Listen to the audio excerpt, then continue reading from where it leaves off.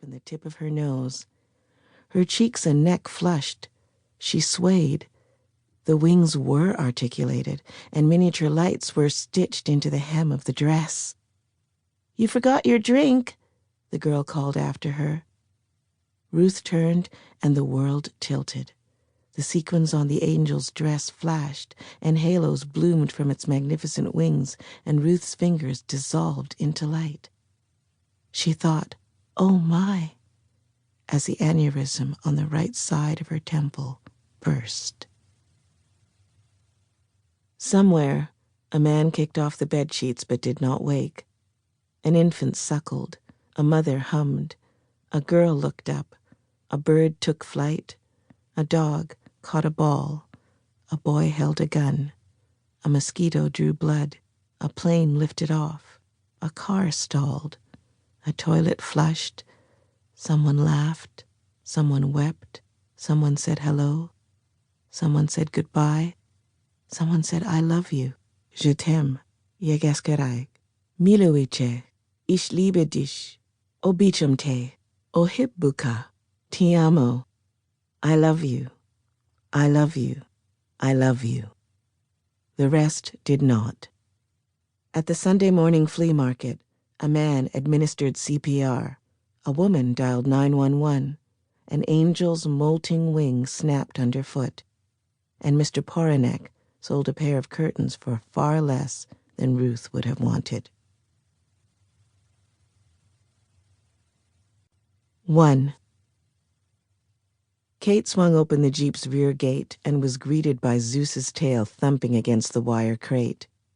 Eager to be released, he stretched and pawed the latch.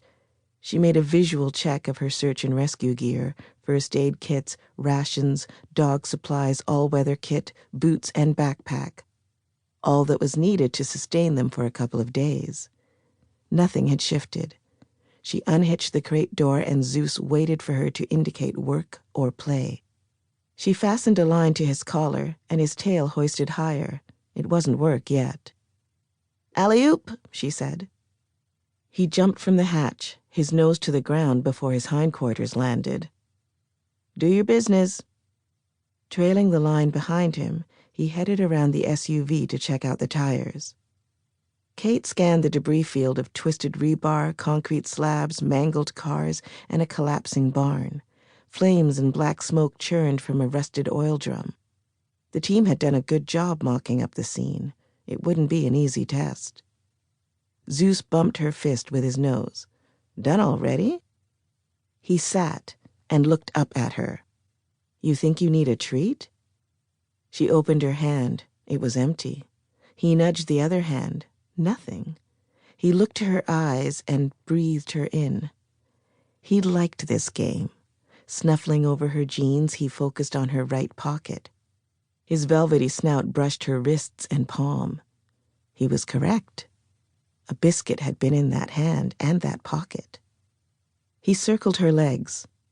His nostrils flared, inhaling sharp breaths and snorting out short puffs.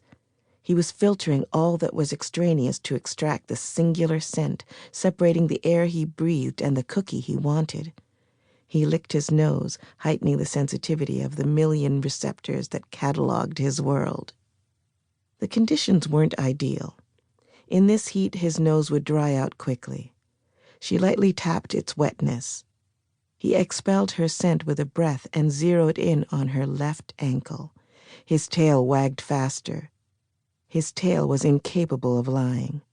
His nose bumped her boot top, and he sat expectantly, snorting one small woof. She hoisted her pant leg. Ever so gently, his lips tickling her shin, he extracted the biscuit protruding from her hiking boot's cuff. In one crunch, the biscuit was gone. She looked to the assessment officer overseeing the exercise. It was Riley. Beside him, Heather was serving as designated note-taker.